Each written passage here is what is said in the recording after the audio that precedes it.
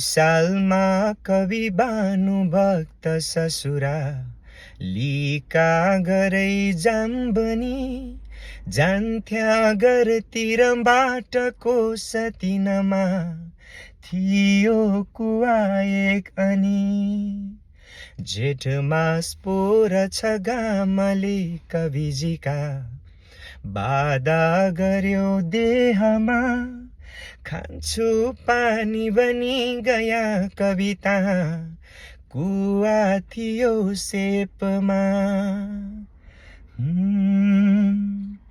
बर्जनमा घाँसतिर मन्दी धन कमायो नाम केही रहोस् पछि भनेर कुवा खनायो घाँसी दरिद्र घरको तरम बुद्धि कस्तो म भानुभक्त धनी भइकन आज यस्तो।